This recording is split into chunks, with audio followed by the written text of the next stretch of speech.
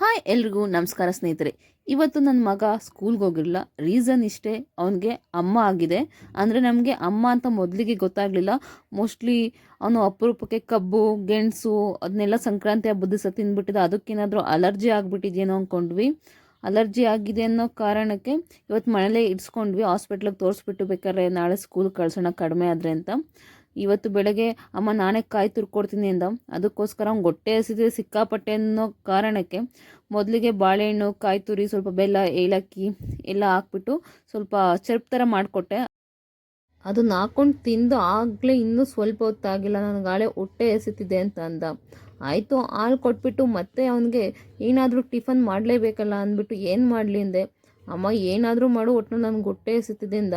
ಅದಕ್ಕೋಸ್ಕರ ಅರ್ಜೆಂಟಾಗಿ ಇನ್ನೇನಾಗುತ್ತೆ, ಅದಕ್ಕೋಸ್ಕರನೇ ಉಪ್ಪಿಟ್ಟು ಮಾಡೋಣ ಅಂತ ಉಪ್ಪಿಟ್ಟಿಗೆ ಅವನ ಕೈಲೇ ರವೆ, ಕೊತ್ತಂಬರಿ, ಹಸಿರು ಮೆಣಸಿನ್ಕಾಯಿ ಎಲ್ಲ ಅವನ ಕೈಲೇ ಅಂಗಡಿಲಿ ತರಿಸ್ದೆ. ಅವನು ಅದಕ್ಕೆಲ್ಲ ಒಪ್ಕೊಂಡ. ಅದು ನಾನು ಎಲ್ಲ ಅದು ಹಚ್ಕೊಂಡು ಎಲ್ಲ ಮಾಡೋಕ್ಕೆ ರೆಡಿ ಮಾಡ್ಕೊಳ್ತಿದ್ದೆ. ಅವನು ಮೊದಲಿಗೆ ತಿನ್ನಲ್ಲ ಅಂದ. ಇಲ್ಲ ಅವರೆಕಾಳು ಹಾಕಿ ಮಾಡ್ತೀನಿ, ತುಂಬ ಚೆನ್ನಾಗಿರುತ್ತೆ ತಿನ್ನು ಅಂತ ಹೇಳಿದೆ. ಅದಕ್ಕೆ ಅವನು ಒಪ್ಕೊಂಡು ಆಯಿತು ಕೊಡು, ನಾನು ಅವರೆಕಾಳು ಬಿಡಿಸ್ಕೊಡ್ತೀನಿ ಅಂತ. ಅಲ್ಲಿ ನೋಡಿ ಅವನೇ ಬಿಡಿಸ್ತಿದ್ದಾನೆ ಅವರೆಕಾಳು. ನಾನು ಇಲ್ಲಿ ಅವ್ನಿಗೆ ಅವರೆಕಾಳು ಬಿಡ್ಸೋಕ್ಕೆ ಹೇಳ್ಬಿಟ್ಟು ನಾನಿಲ್ಲಿ ಈರುಳ್ಳಿ, ಕೊತ್ತಂಬರಿ ಎಲ್ಲ ಕಟ್ ಮಾಡ್ಕೊಳ್ಳೋಕೆ ತಯಾರಿ ಮಾಡಿದೆ.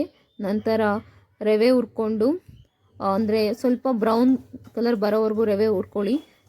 ಆದಮೇಲೆ ಅದನ್ನ ಬೇರೆ ಪ್ಲೇಟ್ಗೆ ಹಾಕ್ಕೊಂಡೆ. ಅದೇ ಬಾಣಲಿಗೆ ಎಣ್ಣೆ ಹಾಕ್ಕೊಂಡು, ಎಣ್ಣೆ ಕಾದಾದ್ಮೇಲೆ ಸಾಸಿವೆ, ಕರಿಬೇವು, ಸ್ವಲ್ಪ ಅದಕ್ಕೆ ಹಿಂಗಿದ್ರೆ ಹಾಕ್ಕೊಳ್ಳಿ, ಇಲ್ಲಾಂದರೆ ಬಿಟ್ಟಾಕಿ. ನಾನು ಸ್ವಲ್ಪ ಹಿಂಗೆ ಹಾಕ್ಕೊಂಡೆ. ಹಿಂಗೆ ಹಾಕಿದ್ಮೇಲೆ ಹಸಿರು ಮೆಣಸಿನ್ಕಾಯಿ ಹಾಕ್ಕೊಳ್ಳಿ. ಹಸಿರು ಮೆಣಸಿನ್ಕಾಯಿ ಇಲ್ಲ ಒಣಮೆಣ್ಸಿನ್ಕಾಯಿ ಹಾಕ್ಕೊಳ್ಳಿ. ನಾವು ಆ್ಯಕ್ಚುಲಿ ಒಣಮೆಣ್ಸಿನ್ಕಾಯಿ ಯೂಸ್ ಮಾಡೋದು. ಇವಾಗ ಸ್ವಲ್ಪ ಒಣಮೆಣ್ಸಿನ್ಕಾಯಿ ಖಾಲಿ ಆಗಿತ್ತು ಅಂತ ಹಸಿರು ಮೆಣಸಿನ್ಕಾಯಿ ಹಾಕ್ಕೊಂಡೆ. ಹಸಿರು ಮೆಣಸಿನ್ಕಾಯಿ ಮತ್ತು ಅವರೆಕಾಳು ಕೂಡ ಹಾಕ್ಕೊಳ್ಳಿ. ಅವರೆಕಾಳು ಸ್ವಲ್ಪ ಫ್ರೈ ಆದಮೇಲೆ ಈರುಳ್ಳಿ ಕೂಡ ಹಾಕ್ಕೊಳ್ಳಿ. ಈರುಳ್ಳಿನ ಚೆನ್ನಾಗಿ ನಾನು ಉದ್ದದಾಗ ಕಟ್ ಮಾಡ್ಕೊಂಡಿದ್ದೀನಿ. ನಿಮ್ಗೆ ಹೆಂಗೆ ಕಂಫರ್ಟಬಲ್ ಹೆಂಗಾರು ಕಟ್ ಮಾಡ್ಕೊಳ್ಳಿ. ಈರುಳ್ಳಿನ ಹಿಂಗೆ ಕಟ್ ಮಾಡ್ಕೋಬೇಕಂತ ಏನಿಲ್ಲ. ಈರುಳ್ಳಿ ಸ್ವಲ್ಪ ಬ್ರೌನ್ ಕಲರ್ ಎಲ್ಲ ಆದಮೇಲೆ ಹಿಂಗಾದಮೇಲೆ ಅದಕ್ಕೆ ಟೊಮೊಟೊ ಹಾಕ್ಕೊಳ್ಳಿ. ಟೊಮೊಟೊ ಸ್ವಲ್ಪ ಕೊತ್ತಂಬರಿನೂ ಹಾಕ್ಕೊಳ್ಳಂಗಿದ್ರೆ ಹಾಕ್ಕೊಳ್ಳಿ, ಈಗಲೇ ಹುರ್ಕೊಳ್ಬೇಕಾದ್ರೇ, ಅಂದರೆ ಬೇಯಬೇಕಾದ್ರೇ. ಈಗ ಟೊಮೊಟೊ ಎಲ್ಲ ಮಿಕ್ಸ್ ಮಾಡ್ಕೊಳ್ತೀನಿ. ಇದು ಸ್ವಲ್ಪ ಚೆನ್ನಾಗಿ ಬೇಯಲಿ ಟೊಮೊಟೊ. ನಂತರ ಅದಕ್ಕೆ ಎಷ್ಟು ಆಗುತ್ತೋ, ಅಂದರೆ ನೀವು 1 ಗ್ಲಾಸ್ ರವೆ ಹಾಕ್ತೀರಾ ಅಂತಂದರೆ ಅದಕ್ಕೆ 2 ಗ್ಲಾಸ್ ನೀರು ಹಾಕ್ಕೊಳ್ಳಿ. ಈಗ ನಾನು 1 ಗ್ಲಾಸ್ ತೊಗೊಂಡಿದ್ದೀನಿ. ಯಾವ ಗ್ಲಾಸ್ ತೊಗೊಂಡಿದ್ದೀನೋ ಅದೇ ಗ್ಲಾಸಲ್ಲಿ 2 ಗ್ಲಾಸ್ ನೀರು ಹಾಕ್ಕೊಳ್ತಿದ್ದೀನಿ. ನಂತರ ಕೊತ್ತಂಬರಿ ಕೂಡ ಹಾಕ್ತಿದ್ದೀನಿ ಮೇಲ್ಗಡೆ. ಕೊತ್ತಂಬರಿ ಹಾಕಿದ್ಮೇಲೆ ಸ್ವಲ್ಪ ಹೊತ್ತಿದು ಕುದ್ದಾದಮೇಲೆ, ಕುದಿಯೆಲ್ಲ ಬಂದಾದಮೇಲೆ ನೀವು ಕಾಯಿ ತುರಿ ಹಾಕ್ಕೊಳ್ಳಿ. ಸ್ವಲ್ಪ ಜನ ಕಾಯಿ ತುರಿ ಹಾಕ್ಕೊಳ್ಳಲ್ಲ, ನಾವು ಕಾಯಿ ತುರಿ ಹಾಕ್ಕೊಳ್ತಿದ್ದೀವಿ. ನಮಗೆ ಉಪ್ಪಿಟ್ಟಿಗೆ ಕಾಯಿ ತುರಿ ಇದ್ದರೇ ಚೆಂದ. ಸಾರಿ, ನನ್ನ ಕ್ಯಾಮ್ರಾ ಹೇಗಿದೆ ಅಂತ ನೋಡ್ಕೊಂಡಿಲ್ಲ. ಅದು ಅರ್ಧ ಮಾತ್ರ ಬಂದಿದೆ. ಏನು ಮಾಡೋಕ್ಕಾಗೋದಿಲ್ಲ, ರೆಕಾರ್ಡ್ ಆಗಿಬಿಟ್ಟಿದೆ. ಈಗ ಹಾಕ್ಲೇಬೇಕಾಗಿದೆ. ಸೊ ನಾನೀಗ ಅದೆಲ್ಲ ಚೆನ್ನಾಗಿ ಬೆಂದಾದಮೇಲೆ ಈಗ ರವೆ ಹಾಕ್ಕೊಳ್ತಿದ್ದೀನಿ. ರವೆ ಹಾಕ್ಕೊಂಡು, ಅಂದರೆ ಸ್ವಲ್ಪನೇ ಸ್ಪ್ರಿಂಕಲ್ ಥರ ಕಟ್ಟೆಲಿ ಉದುರಿಸ್ಕೊಂಡು ತಿರುಗಿಸ್ತಾ ಇದ್ರೆ ಅದು ಗಂಟು ಆಗೋಲ್ಲ, ನೀಟಾಗಿ ನೈಸಿಗೆ ಬರುತ್ತೆ. ಒಬ್ಬೊಬ್ರು ಗಂಟು ಮಾಡಿಬಿಡ್ತಾರೆ. ಆ್ಯಕ್ಚುಲಿ ಸ್ವಲ್ಪನೇ ಹಾಕ್ಕೊಂಡು ತಿರುಗಿಸ್ಕೋಬೇಕು, ಅವಾಗ ಚೆನ್ನಾಗಿ ಬರುತ್ತೆ. ನೋಡಿ ಎಷ್ಟು ಚೆನ್ನಾಗಿ ಬಂದಿದೆ ಉಪ್ಪಿಟ್ಟು, ನೋಡೋದಕ್ಕೂ ಕೂಡ ಸಖತ್ತಾಗಿದೆ. ಅವ್ನಿಗೆ ಹಾಕ್ಕೊಟ್ಟಿದ್ದೀನಿ. ಈಗ ನೋಡಿ ಹಾಕ್ಕೊಂಡು ತೊಗೊಂಡು ಬಂದಮೇಲೆ ಎಷ್ಟೆಲ್ಲ ನಕ್ರ ಮಾಡಿದ್ದಾನೆ ಅಂದರೆ, ಬರುತ್ತೀನ ಬಾ ತಿನ್ನು, ಇದು ಅಂಟಿದ ಬಾ, ಅದು ಹೆಂಗೆ ಅಂಟುತ್ತೆ ನಾನು ನೋಡ್ತೀನಿ. ಬಾ ಬಾ ಬಾ, ಎದ್ದು ಬಾ, ಎದ್ದು ಬಾ, ಅಂಟಲ್ಲ ಬಾ, ನಾನೇ ತಿನ್ನಿಸ್ತೀನಿ ಬಾ, ನಾನೇ ತಿನ್ನಿಸ್ತೀನಿ ಬಾ, ನಾನು ತಿನ್ನಿಸ್ತೀನಿ ಬಾ. ಆಗೋ ಈಗ ಎಬ್ರಿಸ್ಕೊಂಡು ಬಂದೆ. ಒಂದು ತುತ್ತು ತಿಂದ್ಬಿಟ್ಟು ಖಾರ ಅಂದ. ಅದಕ್ಕೋಸ್ಕರ ಮೊಸರು ತೊಗೊಂಡು ಬರ್ತೀನಿ ಅಂತ ಹೋಗಿ ಮೊಸರು ತೊಗೊಂಡು ಬಂದಿದ್ದಾನೆ. ಮೊಸರು ತೊಗೊಂಡು ಬಂದು ಈಗ ಕಟ್ ಮಾಡ್ಕೊಳ್ತಿದ್ದಾನೆ. ಅದು ಸತ್ತೋಗಿದೆ. ಕತ್ತಿ ಹತ್ರಲ್ಲಿ ಏನೇನು ಬೇಕೆಲ್ಲ ಕಟ್ ಮಾಡೋದು ಸತ್ತೋಗ್ಬಿಟ್ಟಿದೆ. ಹಂಗೆ ಆಮೇಲೆ ಕಿತ್ತ ಹಾಕ್ಕೊಂಡ. ಮೊಸರಲ್ಲಿ ತಿಂದ ಚೆನ್ನಾಗಿದೆ ಅಂತ ಆಮೇಲೆ ತಿನ್ನೋಕ್ಕೆ ಸ್ಟಾರ್ಟ್ ಮಾಡ್ದ. ನೋಡಿ ಇಲ್ಲಿ ಇನ್ನೊಂದ್ಸಲ ಕೇಳ್ತಿದ್ದಾನೆ. ಮೊದಲು ಬೇಡ ಅಂದ, ಈಗ ಇನ್ನೊಂದ್ಸಲ ಕೊಡು ಅಂತಿದ್ದಾನೆ. ಈಗ ಅವನಿಗೇನೋ ನಾಚಿಕೆ ಆಗ್ತದೆ, ಕೇಳಕ್ಕೆ ಚೆನ್ನಾಗಿಲ್ಲ ಅಂತ ಹೇಳ್ದೆ. ಈಗ ಕೇಳ್ತಿದ್ದೆ ಅಂದರೆ ಇಲ್ಲ ಕೊಡು, ಆಯ್ತು ಇನ್ನೊಂದ್ಸಲ ಹಾಕ್ಕೊಡು, ಇನ್ನೊಂದು ಸ್ವಲ್ಪ ಅಂತ ಕೇಳ್ತಿದ್ದಾನೆ. ಅವನ್ನ ಸಾಯಂಕಾಲ ಆಗ್ತಿದ್ದಾಗೆ ಹಾಸ್ಪಿಟಲ್ಗೆ ಕರ್ಕೊಂಡು ಹೋದ್ವಿ. ನಾವು ಅಂದ್ಕೊಂಡ್ವಿ ಮೊದಲು ಅಲರ್ಜಿ ಆಗಿದೆ ಬಾಡಿ ಫುಲ್ಲು, ಜಾಸ್ತಿ ಆಗೋಕ್ಕಿಂತ ಮುಂಚೆನೇ ಡಾಕ್ಟ್ರಿಗೆ ತೋರಿಸ್ಬಿಡೋಣ ಅಂತ ಕರ್ಕೊಂಡು ಹೋದ್ವಿ.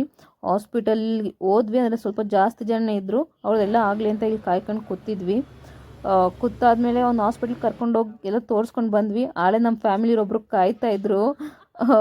ಹೋದ್ವಿ. ನಂತರ ಅವ್ರ ಅಪ್ಪ ಎಲ್ಲ ಪಾಪ ಅವನಿಗೆ ಎಲ್ಲ ಲೋಷನ್ ಗೀಷನ್ ಎಲ್ಲ ನೀಟಾಗಿ ಊಟ ಮಾಡೆಲ್ಲ ರೆಡಿ ಮಾಡಿದ್ರು, ಮೈಗೆಲ್ಲ ಹಚ್ಚಿದ್ರು, ಬಾಡಿಗೆಲ್ಲ ಹಚ್ಚಿದ್ರು.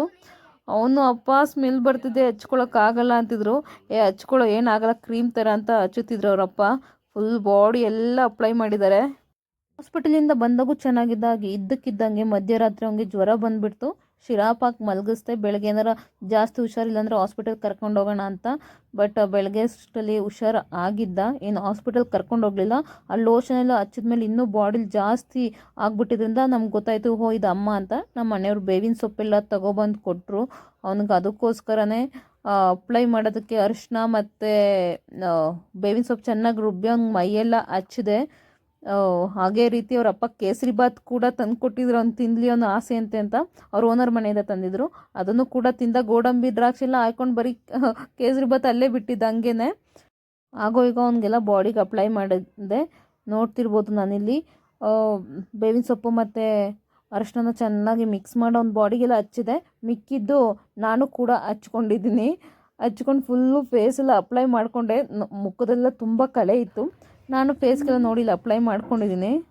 ನಂತರ ನನಗೇನು ಡಿಫ್ರೆನ್ಸ್ ಕಾಣಿಸ್ಲಿಲ್ಲ. ನೋಡಿ ನನಗೇನು ಡಿಫ್ರೆನ್ಸ್ ಕಾಣಿಸ್ಲಿಲ್ಲ. ಒಟ್ಟು ಇಷ್ಟು ಇವತ್ತಿನ ವ್ಲಾಗ್ ಆಗಿತ್ತು. ಪ್ಲೀಸ್ ನನಗೆ ಸಪೋರ್ಟ್ ಮಾಡಿ, ಪ್ಲೀಸ್ ನನ್ನ ಚಾನಲನ್ನು ಸಬ್ಸ್ಕ್ರೈಬ್ ಮಾಡಿ.